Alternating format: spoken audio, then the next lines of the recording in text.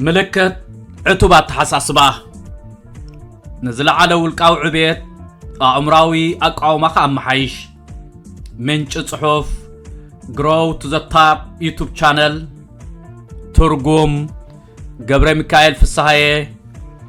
أنبابي مكون تصفاي كالاي كفال معرف حمشته وصيتاو بالحات تفتات حاشجر أبكر ميخا بزينو تصور مجمرتان موداتان تعخاليلو استأثر حد عبي جمدالو نبل مجمر يا خطري أخلقا فتصم زفتحي مسلنيو إذا جمد زي نتقول جزي أبي هو زجات منا تسفاز قرص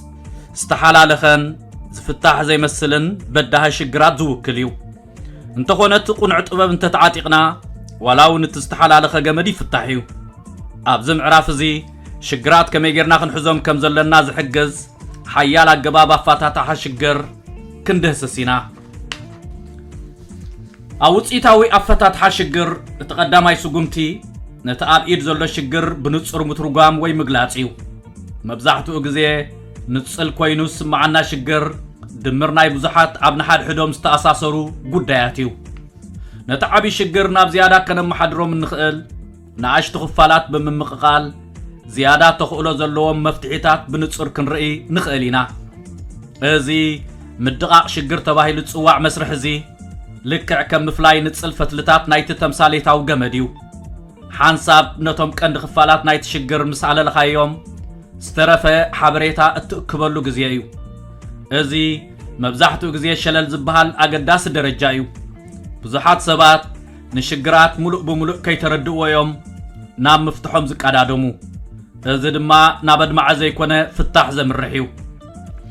اب حبريتاخا نتسفيح مربب قرصت حزو استفالاليو الراياتات اب قمتأتو ادلاين تخوينو كيلاتات توكس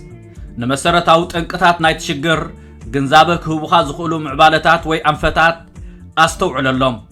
مفتحيتات التقمطلو جزيه نتشجر بنصر مسترداء كايون بقو حبريتا متشبت كانيو فتراو ندر رأي لهم ودما أبز جزيزيو أبز درجازي فنو وحزة حسابات كم حيال مسارح خوينو كجلجل يخيليو كساب كندي فلينة اللهم بزي قدس كند مفتحيو وحزة حسابات مدنواي وسانن متباع فسات نتس حسابنيو استوعل هذا جزي اتم ازيوم بالحاتاويان مفتحيتات كابناي عشنت دمسلو اتحساسباتات زموتيهم حنساب زرزر تخولو مفتحيتات مسحازكا جزيه وسيدكا كتقمقمو مالكا طباب عتوبات حساسباخا بلكع زي جمر دما ابزهم موت زيو ناي نفسو كفتاح تقمن قداتن تخولو تفتصامنتو تخولو وصيتون كاب تصميت وصاي كمص زخل صعبيناتون ابقمتاتو ابز درجازي والقاو مرጫታት ወይ ባህግታት ንጎን በመግዳፍ ብዝተኻለ መጠን ውድዓው ሙኻን አድላይ እዩ ድሕሪ ጥንቆ ገንጋም ምግባርካ ነቲ ተስፉ ዝኾነ መፍትሕ ምረጽን ናይ ትግባረ መደብ አውጽእን ነት መፍትሒ ናብ ክትግበር ዝኽእል ደረጃታት ምቆሎ ብጉጅለት ሰርሕ እንተለኻ ድማ ሓላፍነት ሃብን ንጹር ናይ ግዜ ገደብ አቅምጥን ይኹን ደአምበር ከተስተውዕሎ ዘለካ ነገር شجر مفتاح ناب تجبار سلست سجاجر كاتراي زود دايكونن نوصيتو مكتتالن أدلاي انتخوين دما نمتعراي دلو مخانن أقداسيو حادة كابتم أزيوم حيالات بالحاتات أفتات حاشقرات نتشقر داقم سرع كتقبرو له مخاليو حادة قزي نتشقر نترقمو له أقباب نتشقر ناي مفتاح عقمنا زدرتيو نتو قداي بستفلالي كورناع ويا الرأيا بمعزاب كان محجي حاسبنا يو زين فلت بالحاتاو مفتحيتات كنا متصئن خلينا شقرنا مفتاح طببكا إنا معبلكا انت مسيخا شقرات كقاطموخا زلعالة تخلو الله أب حدا ناي مدراق ناي مسعار ويتسفا ناي مقراء سمعيتون كسمعاكا يخليو كمزي أب زقاط مكا قزيه ازوم سمعيتات زيوم نبور أكال نايت مسرح مخانوم ذكر أب كمزو خونتات حدا سقومتن دحريت تملس ترقاقي اخا حسب نابت شقر دما بحدش الرأيا دقيم كاتملس حدا قزي هندود من داي مفتاح كام مقبار انتو قواريصنا اتفتاح زيادة نتصيرو كرأينا يخليو موداتا نايز معراف استحلالخو شقرات مفتاح زخلك حيال مسارح خلوكا ايو أدلاينت بنصر استترقومو قدايات مئكاب حبريتا ممنشاون مقت اتامن مفتحيتاتن متقبارن مكتتالن زمرت كايو ماقباباتن كرد اكايو انتخونه وصيتاوي أفتات حاشقر حدا خفال ناي قدل عتوبات حساسبات رايو نزوم طببات بقبق نمملاخ دما كمي جيرنا حبريتان كتعن بنتصورن لكعنتن كنتنتن كم نخل كنمهر لنا أبز قصل معراف نطبباو تنتنا حبريتان كتعن بعمق كنريومينا إذ دما نحاكي خافت أراو زانتا كمون نشبوت مخنياتاونت كاب جوجوي سنموغت فليخا نخترئي زخلكا مسارحي نخت عاتق زخلكا ايو معراف شدشته تنتنا حبريتان كتعن جزار سخاخم حدا عميق فلتت زحاتت قبن مفتاش عم بدرخ زلو مرمار غير كاوسدا اب قدمي خادما استحلال خطرعانات مرتعوتاتن مدمدمتاتاتن قريبو له عمامكا نحلخلاخ طرعانات مفتاح نحاقي كافت راو زانتا مفلاين نغوغوي مخنياتاونت مقلاعنيو ازي نانتاينت تنتنا حبريتان كتعن زغلص كوينو اگداس طبب اب غجله عتبات حسبتيو كم كند اكال نايز طبب زي حدا خطع نابناش تخفالات ناي ممخال كلتيو نفس وكف موجود كبداتو بزي يقدس ناب سلسته مسرتاو باطاتات زمقاليو نساتهم دما طرعانات مالت صعدي مبقسيتات مالت شبطي مدمدمتاتاتن يوم صعد مالت حق انتاي وي انتاي كغبرالو نزبل زقرب مرغاغص قاليو مبقس مالت نتصعدن مدغاف زقرب مخنياتات وي مرتعوتاتيو مدمدمتا مالت دما اتخطع انتاي كامن وي كرغاغصيو زفتن زلو نزبل زملسيو نز الصعب مغوت اسكنرئ كلهم اخلابات مطبوتيوم مينا كلبيا سلازي مينا مطبويتيا ابز مغوت زي كلهم اخلابات مطبوتيوم كمون مينا كلبيا زبلو مبغسي وي مرتعوتاتيوم مينا مطبويتيا زبل دما مدمدمتايو نحاده مغوت بخمزنا بنعش تخفالات بممقال نزهلو حيلي بزقلل اغباب كتغمغمن تخولو هلاو ابر كتفتشن تخليخا حنساب نزوم كفالات مسللخا يوم قصيلو زمص درجانت مرتعو مغمغاميو ازي عتوب حتوتات محتات دتقالليو از مرتعو مستقريبو زلو طرعان زخيد ديو زامنن كاب امنات منጭታት እንዲው ነት መደምደምታን ምድጋፍከ እኹል ዲው مرتعوتات ام مرمار نملؤ سئل نايت زانتا زيوكل مرتعو كيتمرص ازيخا طنقوكون كتعات اب تمرمرولو غزي ام مخنياتاونت كل غزي اغبابات كغاطمو خايم غلا خابزوم اغبابات قبلنت زلومن نتمغد حيلن كون كلو غليوم دما جيغان نتمغد دداخمنيوم نابنت اتبتساناي مغد فلت امناي مينا كلب زقربه اغباب مخنياتاونت قبلنت زلو ايو اتمبغس مالت مرتعو قنع انت خوينو اتمدمدمتاون قنعيو انت هونه بزحات يكونوا عقباب مخنياتاونت تقوم مغوتات አለው نابنت اتمندل حقلقل زفلت غوغوي مغوت حدا فصامه مستخالق زلو ناي متأسار مرتعو كيقربه ناي قد ناب كالق تماساسل تفصاميتات زمرحيو بمبالي دمدم مرعى تماساسال صوتان تفقدنا زغصل ولدو مس انسساتات كمارعيو زبل حساب صبوق ابنت نايزي غوغوي مغوتيو ካልእ ልሙድ ጌጋ ናይ ምኽንያታውነት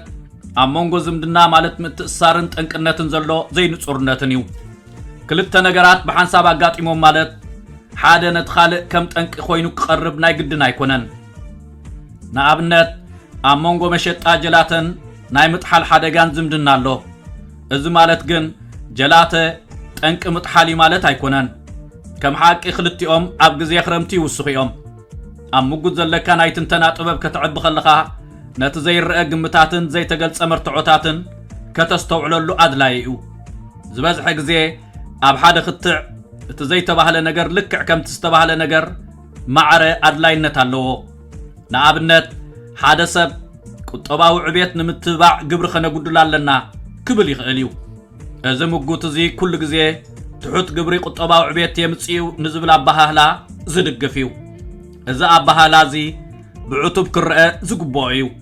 ትንተናዊ ጥበብ ናይዚ ኣባሃህላ እዚ ንምምዕባል ተግባራዊ ዕዮ ክስራሕ ኣለዎ ነዞም ተግባራት ድማ ኣብ መዓልታዊ ህይወትካ ክትግብሮም ፈትን ምውዕዋዓት ፖለቲካዊ መደረታት ወይ እውን ኣብ ጋዜጣታት ዝወፁ ናይ ህዝቢ ርእይቶታት ገምግም ከምዚ እንተጌርካ ብዙሓት ኣብ መጀመርታ ኣእመንቲ ዝመስሉ ዝነበሩ ምጉታት ክትትል ምስ ገበርካ ከምቲ እትሓስቦም ዘይክኾኑ ይኽእሉ እዮም ኣስተውዕል ዕላማ ናይዚ ትንተና እዚ ኣብ ሓደ ምጉት ስዒርካ ንምውፃእ ወይ እውን ካልኦት ጌጋ ከም ዝኾኑ ንምርጋፅ ዘይኮነስ ብዛዕባ እተሓላለኹ ነገራት ንጹር መረዳእታ ምምዕባልን ዝያዳ ኣብ ፍልጠት ተመርኮሰ ውሳነ ምውሳንን እዩ ትንተናዊ ዓቕምኻ እንተስሒትካ ገዛእ ርስኻ ኣብቲ መዓልታዊ ዘጋጥመካ ባሕሪ ሓበሬታ ንኽትሕንብስን ጠቐምቲ ሓበሬታታት ካብ ጌጋ ጽዕድታት ንኽትፈልን ዘኽእለካ መሳርሒ ዓጢቕካ ኣለኻ ማለት እዩ ኣብ መደምደምታ ናይዚ ምዕራፍ እዚ ምጉታት ናብ ንኣሽቱ ክፋላት ኣብ ምምቓልን ምግምጋምን ዝያዳ ርእሰ ምትእማን ክህልወካ እዩ ኣድላይነት ምልላይ ጽዕድታት መርትዖታትን መደምደምታታትን ምግምጋም መርትዖታትን ምፍላይ ልሙዳት ኣገባባትን ጌጋታትን ምኽንያታውነት ክርዳእካ እዩ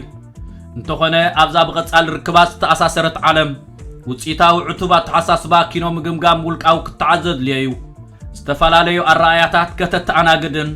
ካብ ብዙሓት ኣተሓሳስባታት ግንዛቤ ከንዋህልልና ኣለና ኣብ ዝቕፅል ምዕራፍ ምስ ዝተፈላለዩ ኣረኣያታት ከስርሓና ዝኽእል ስትራቴጂታት ክንድህስስ ምድንጋጽ ክንሃንጽ ኣብ መስርሕ ውሳነና ዝተፈላለዩ ኣተሓሳስባታት ኣወሃሂድና እንሰርሓሉ ኣገባብ ክንርኢ ኢና ምዕራፍ 7 ምስ ዝተፈላለዩ ኣረኣያታት ምስራሕ ኣብ ዝተፈላለዩ ሕብሪ መንደቕ ዘለዎ ክፍሊ ለኻ ንበል ነፍስ ወከፍ ሕብሪ ኣብዛ ዓለምና ዘሎ ፍሉይ ኣረኣያ ይዝውክል ኣብ ውሽጢ እቲ ክፍሊ ኣብ ትንቀሳቐሰሉ ግዜ ቅድሚ ሕጂ ርኢኻዮም ዘይትፈልጥ ንርኤትካ ዝቕይሩ ዝተፈላለዩ ሕብርታትን ቅርጽታትን ኣለዉ እዚ ሳባላቃዊ ርኤት ሕብርታት ካብቲ ኣብዛ ዓለም ዘሎ ብቐጻሊ ዘጋጥመና ንሓድሕዱ ዝተኣሳሰረ ዝተፈላለዩ ኣረኣያታት ዝፍለ ኣይኮነን ኣብዚ ምዕራፍ ዝምበኣር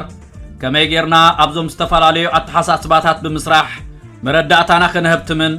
ጥበባት ዕቱባት ተሓሳስባ ከነብልሕን ንኽእል ክንድህስስ ኢና ጥቕሚ ዝተፈላለዩ ኣረኣያታት ተነኣይሱ ክረአ የብሉን ገዛእ ርእስና ናብ ዝተፈላለየ ኣረኣያታት እንተቃሊዕናያ ንኣተሓሳስባና ንብድሆ ንመረዳእታና ነስፍሖ ኩሉ ግዜ ድማ ንዝተሓላለኹ ሽግራት ናብ ደቂቕ ፍልልይን ትርኑዕ ፍታሕን ከነምጾም ንኽእል ኢና እዚ ልክዕ ከም ሓድሽ ኣማራጭታት ሕብሪ ምውሳኽ ማለት እዩ ዝያዳ ሕብርታት እንተለና ዝያዳ ዝሃብ ተመን ዝደመቐን ዓለማዊ ኣረኣያ ኣለና ማለት እዩ እንተኾነ ዝተፈላለዩ ኣረኣያታት ምትእንጋድ ኩሉ ግዜ ቀሊል ማለት ኣይኮነን ነታ ውሽጥና ዝሰረተ እምነታት ዝብድህን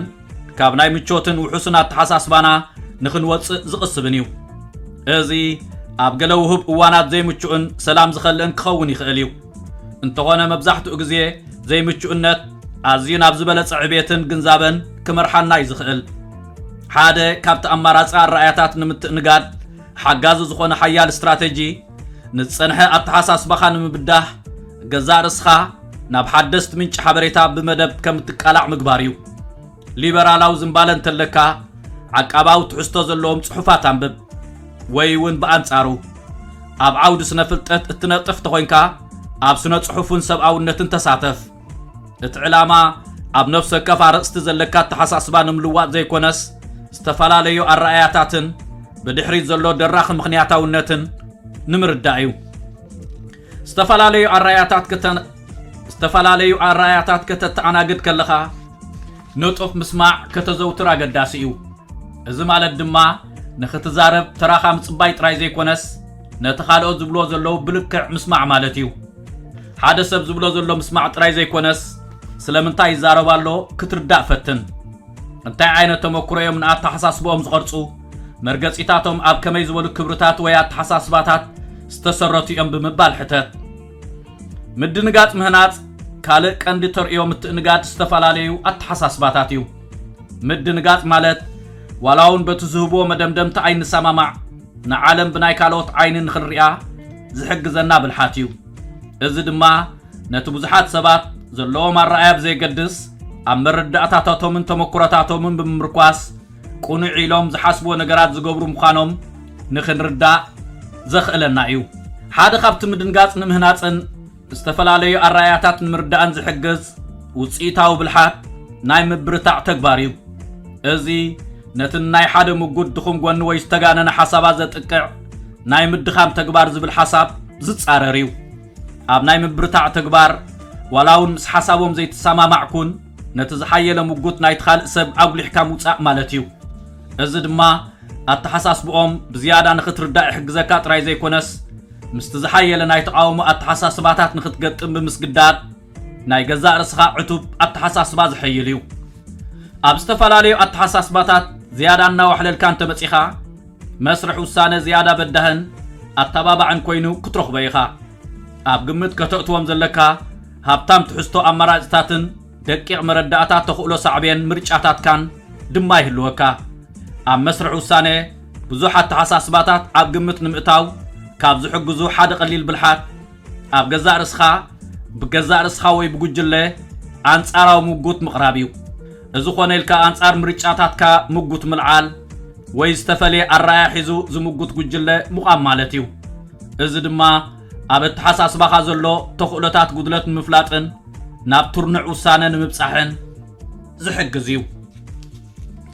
ዝተፈላለዩ ኣረኣያታት ምትእንጋድ ማለት ክብርታትካን እምነታትካን ምግዳፍ ማለት ከም ዘይኮነ ምስትውዓል ኣገዳሲ እዩ እቲ ዕላማ ኩሎም ኣተሓሳስባታት ማዕረ ዋጋ ከም ዘለዎም ገይሩ ዝርኢ ትርጉም ዘይብሉ ሓባራዊ ስምምዕ ንምብጻሕ ኣይኮነን ብኣንጻሩ መረዳእታኻ ምህብታም ንኣተሓሳስባኻ ምብዳህን ኣብ ምስትውዓል ዝመልኦን ምኽንያታዊ ዝኾነን መርገጺ ምብጻሕን ማለት እዩ ነዚ ምዕራፍ እዚ ኣብ ንዛዝመሉ ግዜ ንኽብሪ ዝተፈላለዩ ኣረኣያታት ልዑል ኣድናቖት ክህልወካን ነዚ ኸስረሓካ ዝኽእል ገለ ስትራቴጂታት ክትውንን ኢኻ ኣገዳስነት ንጡፍ ምስማዕ ክትርዳእ ኢኻ ምድንጋጽ ክትሃንጽን ኣብ መስርሕ ውሳኔኻ ዝተፈላለዩ ኣረኣያታት ኣብ ግምት ከተእቱን ኢኻ እንተኾነ ምትእንጋድ ዝተፈላለዩ ኣተሓሳስባታት ሓደ ክፋል ናይ ውፅኢታዊ መስርሕ ውሳነ ጥራይ እዩ ነዚ ኣገዳሲ ጥበብ ንምምላኽ ዋላውን ዝተሓላለኹ ኣማራጭታት ኣብ ዝገጥሙና ግዜ ዝተፈላለየ ኣገባብ ኣወሃህባ ውሳኔታት ምድህሳስ ከድልየና እዩ ኣብ ዝቕፅል ምዕራፍ መዓልታዊ ምርጫታትካ ንምዕዋትን ዋላውን ኣብቲ ዝፀንከረ ኩነታት ንህይወትካ ዝቕይሩ ውሳነታት ብንጹርን ልቦና ዝመልኦን ንምእላይን ዝሕግዘካ ሓያል ስትራቴጂታት ኣወሃህባ ውሳነ ብዕምቆት ክትርኢ ኢኻ ምዕራፍ 8 ዕውት ውሳነ ንምውሳን ዝሕግዙ ስትራቴጂታት ገዛእ ርስኻ ኣብ ሓደ መስቀላዊ መገዲ ከም ዘላ ጌርካ ሕሰባ ኣብ ቅድሜኻ ናብ ብዙሕ ኣንፈት ዘምርሕ መገድታት ኣሎ ነፍሲ ወከፍ መገዲ ናይ ባዕሉ ውሳነ ዘድልዮ እዩ እቲ ቅርፂ መሬት ድማ ብግመ ዘይርጉፅነት ተሸፈነ እዩ እዚ እምበኣር እንታይነት መስርሕ ውሳነ ሙሉእነት ሓበሬታ ኣብ ዘይብሉን ኣብ ዘይግመት ውፅኢት ውሳነን ንቅድሚት ዝወስደካ መገዲ ክትመርጽ ዘለካ ኣብዚ ምዕራፍ እዚ ነዚ ዝተሓላለኸ ቅርፂ መሬት ብልቦና ርእሰ ምትእማንን ስዒርካ ንኽትወፅእ ዝሕግዘካ ስትራቴጂታት ክንድህስስ ኢና ቀንዲ ሕንበረት ውፅኢታዊ ውሳነ መስርሕ ደኣ እምበር ኣብ ሓደ ህሞት ዝግበር ምርጫ ኣይኮነን እቲ ውሳነ ክግበር ከም ዘለዎ ብንጹር ብምቕማጥን ኣድላይ ሓበሬታ ብምእካብን ዝጅምር እዩ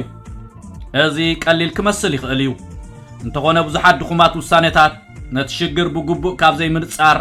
ወይ እኹል ሓበሬታ ካብ ዘይምእካብ ዝብገሲኦም ሙሉእ ዕላማ ናይቲ ውሳነን ክትርዳእን እኹልን ብቑዕን ሓበሬታ ከም ዘለካ ንምርጋፅን ግዜ ውሰድ ሓንሳብ ሓበሬታ ምስ ኣከብካ ዝቕፅል ስጉምቲ ኣማራፅታት ምልላይን ምግምጋምን እዩ እዚ ድማ እትዕቱብ ናይ ኣተሓሳስባ ጥበብካ ዝንፀባረቐሉ ህሞት እዩ ተኽእሎ ውፅኢት ናይ ነፍሲ ወከፍ ኣመራፂ ናይ ሓፂርን ነዊሕን ግዜ ገምግም ሓደጋታቱን ጠቕምታቱን እንታይ እዩ ብኸመዮም እዞም ኣማራፅታት ምስ ክብርታትካን ሸቶታትካን ክሳነዩ ዝኽእሉ ነቶም ርኡያት ኣማራፅታት ጥራይ ዘይኮነስ ነቶም ብቕፅበት ክኽሰቱ ዘይክእሉ ፈጠራዊ ኣማራፅታት እውን ኣብ ግምት ተእትዎም ሓደ ካብቲ ኣማራፅታት ንምግምጋም ክንጥቀመሉ ዘለና ዝሓየለ መሳርሒታት ናይ ውሳኔ ሰደቓ እዩ እዚ ማለት ድማ ኣማራፅታትን ነቲ ውሳኔ ኣድለይቲ ዝኾኑ መዐቀኒታትን ብዝርዝር መሓዝን ነፍሲ ወከፍ ኣማራፂ ብመንፅርቲ መዐቀኒ ምግምጋምን ማለት እዩ እዚ ኣገባብ እዚ ንዝተሓላለኹ ኣማራፅታት ብውድዓውነት ከነዋዳድረን ንድልየታትና ብዝበለፀ ዘማልእ ኣማራፂ ንኸነለልን ዝሕግዘና እዩ ኣማራፅታት ኣብ ትግምግመሉ ግዜ ኣብ መንጎ ስነ መጎትን ተፈጥራዊ ግንዛበን ማለት ገምሪ ዘሎ ሚዛን ኣስተውዕለሉ ንሓቅን ሓበሬታን ምትንታን ኣገዳሲ እኳ እንተኾነ ንውሽጣዊ ስምዒትካ እውን ዋጋ ይትኽልኣዮ ገምሪ ኩሉ ግዜ ኣብ ሕሉፍ ተመክሮ ዝምርኮስ ውፅኢት ስሩዕ ዝኽሪ ትሕተውነ እዩ እቲ ፍታሕ እምበኣር ኣብ ክንዲ ኣብ ሓደ ምርጫ ጥራይ ትምርኮስ ስነ መጎትን ገምርን ብሚዛናዊ ኣገባብ ምጥቃም እዩ ካልእ ኣገዳሲ ተርእዮ ኣብ መስርሕ ውሳነ ንዘይርጉፅነት ከተመሓድር ምኽኣል እዩ ኣብ ብዙሕ ኣጋጣሚታት እቲ ዘድልየና ሓበሬታ ሙሉእ ብምሉእ ኣይንረኽቦን ኢና ነዚ ንምምሕዳር ካብ ዘድልየና ሓደ ስትራቴጂ እምበኣር ናይ እንተታት ውጥን እዩ እዚ ማለት ድማ ዝተፈላለዩ ተኽእሎ መጻኢ ምሕሳብን ውሳኔኻ ንነፍሲ ወከፍ እንተታት ከመይ ከመሓድሮም ከም ዘለዎ ኣብ ግምት ምእታውን ማለት እዩ እዚ ድማ ከየስ ተባሃልናሎም ክሓልፉ ዝኽእሉ ዝነበሩ ተኽእሎ ሓደጋታትን ዕድላትን ንኸነለሊ ዝሕግዘና እዩ ብተወሳኺ እውን ነቶም ልሙዳት ጌጋታት መስርሕ ውሳነ ንኽትነቕሓሎም ዝሕግዘካ ኣገዳሲ ኣገባብ እዩ ሓደ ካብቶም ልሙዳት ጌጋታት ድማ ትርጉም ኣልቦ ትንተና እዩ እዚ ማለት ውሳኔ ንዘይትበሎም ጉዳያት ሓበሬታ ኣብ ምእካብን ኣማራፅታት ትንተና ኣብ ምእላሽን ግዜኻ ምጥፋእ ማለት እዩ ኣስተውዕል ኣብ ብዙሕ ኣጋጣሚታት ኣብ ልክዕ ግዜኡ ዝወሃብ ውሳኔ ካብቲ ኣበር ዘይብሉ ውሳኔ ዝበለፀ እዩ ካልእ ልሙድ ጌጋ ድማ ብጉጅለ ምሕሳብ እዩ እዚ ኣብ ሓደ ጉጅለ ዝረአ ድሌት ውህደትን ስኒትን ዘይርትዓው ወይ ዘይሰርሕ ውሳኔ ክፈጥር ከሎ ዝኽሰት እዩ ነዚ ንምቅላስ ካብ ዘይሰማምዑ ሓሳባት ርእይቶታት ኣተባብዕን ንሓሳባት ናይቲ ጉጅለ ንምብዳህ ተጻራሪ ጠበቓ ንምቋም ኣብ ግምት ተእቱን ጥበብ ኣወሃህባ ውሳኔኻ እንተማዕቢልካዮ ዝተሰዓርካ ወይ ኣብ ሓደ ዝደረቕካ ኮይኑ ዝስምዓካ ኣጋጣሚታት ክህሉ እዩ ከምዚ ኣብ ዘጋጥመሉ ግዜ ስለምንታይ ንዝብል ብልሓት ተጠቐመሉ ምንጭ ናይቲ ሽግር ንምፍላጥ ደጋጊምካ ስለምንታይ ዝብል ሕቶሕተት ወይ ድማ ሰደቓ ኣይዘንሃወር ተጠቐም ውሳነታት ብመሰረት ኣድላይነቶምን ህፁፅነቶምን ቀዳምነት ሃብ ሓደ ግዜ ነቲ ሽግር ከመይ ተቐርጾ ለውጢ ምግባር ናብ ብሉፅ ግንዛበ ክመርሓካ ይኽእል እዩ ኣስተውዕል ዕላማ ናይዚ ስትራቴጂታት ንኹሉ ሓደጋታት ወይ ዘይርጉፅነት ካብ ውሳነታትካ ንምውጋድ ዘይኮነስ ምሸቶታትካን ክብርታትካን ሰማማዕ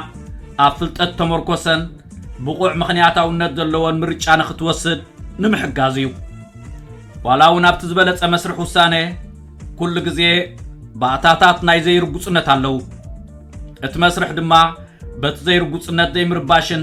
ሓድሽ ሓበሬታ ኣብ ዝመፃሉ ግዜ ንምርዓሙ ድሉው ምዃንን እዩ ኣብ መወዳእታ ናይዚ ምዕራፍ ውሳኔ ናይ ምሃብ ዓቕምኻ ዝሕይሉ ብዙሓት ስትራቴጂታት ከም ዝዓጠቕካ ክስምዓካ እዩ ኣድላይነት ሽግራት ብንጹር ምቕራፅ ሓበሬታ ምእካብ ኣማራፅታት ብወድዓውነት ምግምጋምን ኣልያ ዘይርጉፅነትን ክርዳእካ እዩ እንተኾነ ኣድማዕ መስርሕ ውሳነ ሓደ ክፋል ናይቲ ዓብዪ ግድል ጥራይ እዩ ኣብዚ ብሕልኽላኽ ዝመልአት ዓለምና ተዓዊትና ንክንወፅእ ኣብ እዋን ብድሆናን ድኽመታትናን ኣእምራዊ ምትዕፅጻፍን ናይ ምርዓም ክእለትን ከነማዕብል ክንመሃርን ክንዓብን ከድልየና እዩ ኣብ ዝቕፅል ምዕራፍ ኣእምራዊ ምትዕፅጻፍ ንምህናፅ ዝሕግዘና ሓያል ስትራቴጂታት ክንድህስስ ኢና ንሽግር ብርእሰ ተኣማንነት ንምግጣም ዘኽእለካ መሳርሒ ክትዓጥቕን ንድኽመታት ናብ ናይ ዕበት ዕድላት ክትቅይሮም ኒኻ ዝኸበርኩም ተኸታተልቲ ሞዛይክ ባህሊ ኣብ ዝቕፅል ምዕራፍ 9 ምህናፅ ኣእምራዊ ምትዕፅጻፍ ዝብልን ካልእ ዝተረፉ ምዕራፋትን ክንርኢ ኢና ክሳዕ ሽዑ በብ ዘለናዮ ሰላምን ጥዕናን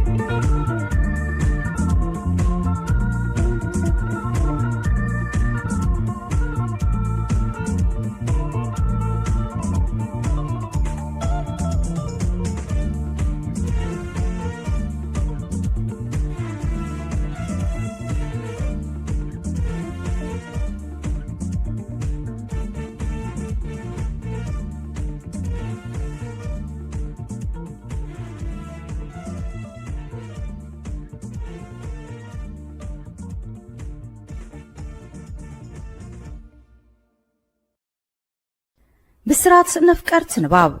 መጻሕፍቲ ኤርትራውያን ኣብ ወጻኢ ሃገር ኣበይ ክንረክብ ንኽእል ኢልኩም እትሽገሩ ሰባት ውሕዳት ኣይኮንኩምን ነዚ ፍታሕ ንምንዳይ ብዝተኻለ መጠን ኣብ ውሽጢ ሃገርና ወጻእን ዝሕተሙ መጻሕፍቲ ናብ ኣንበብቲ ንምቕራብ ንዝሓለፈ 8 ዓመታት ከይተሓለሉ ካብ ዝሰርሑ ትካላት ብቐዳምነት ዝስራዕ ሰማያት ምሕታምን ምክፋልን መጻሕፍቲ ኤርትራውያን እዮም ኣብ መርበብ ሓበሬታ ሰማያት.com ናብ ኣሜሪካ ካናዳን ሃገራት ኤውሮጳን ዝላኹ ልዕሊ 450 ዓይነት መጻሕፍቲ ብኣሽሓት ቀዳሓት ይርከቦም ሰማያት መሸጣ መጻሕፍቲ መበቆላውያን መጻሕፍቲ ብናይ ትርጉም መጻሕፍቲ ተዋሒጦም ከይተርፉ ዘይተኣደነ ጻዕሪ የካየድ መርኣያ ናይ ዝኸኣ ታሪኽ ህይወት ሓርበኛ ቦና ወልደ ኣብ ወልደ ማርያም ትኮ ይሕደጎ ኪዳነ ክፍሉ ዓብደል ቃድር ከቢረ ሼኽ ኢብራሂም ሱልጣን ዶክተር ፍጹም ገብረ ስላሴ ጠበቃ ጸጋይ ኢያሱ አዝማች በርሀ ገብረ ኺዳን ብላታ ካሕሳይ ማሉ ጀነራል አማን ዓንዶም ብርሃና ብጸልማት ወዘተ ዝኣመሰሉ ልዕሊ 35 መበቆላውያን መጽሓፍቲ ተሕቲሙ ኣብ ምክፍፋል ይርከባሎም ሰማያት መሸጣ መጽሓፍቲ ዝርግሐ መጽሓፍትን ምድንፋዕ ንቕሓት ኤርትራውያን ክብን ምባልን ንኤርትራውያን ጸሓፍትን ደረስትን ምትብባዕን ኣብ መላ ዓለም ምስ ዝርከቡ ኣብ ምሻጥን ምክፍፋልን መጽሓፍቲ ኤርትራውያን ዝነጥፉ ውልቀ ሰባትን ትካላትን ተረዳዲኡ እናሰርሐ ንዕብየት ስነ ጽሑፍ ሃገርና መሪሕ ተራ ምጽዋት ይርከብ ናይ ቅድምን ሓድሽ መጽሓፍቲ ንምርካብ ምርጫኹም ኣብ ሕብራት መንግስታት ኣሜሪካ ንዝመደበሩ ሰማያት መሸጣ መጽሓፍቲ ይኹን ምርጫኹም ዘዳለኹም መበቆላው ጽሑፋት ብመልክዕ መጽሓፍ ናብ ኣንበብቲ ንምቕራብ ሰማያት ምሕታምን ምክፋልን መጽሓፍትኹም ብዝደለኹም ዓይነት ወረቐትን ገበርን ብርትዓዋጋ ሕቲሙ ከረክበኩም ይኽእል ማኣስስ ጥራሕ ጽሑፍኩም ክኢላ ቋንቋ ክሓልፎ ሓገዝ ኣርትዖትን ንድፊ ገበርን ዝሰርሑልኩም ክኢላታት ኣብ ምርኻቡን ሓገዝ ክንገብር ንኽእል ብዝሑና ብስራሕና ክትዓግቡ ኢኹም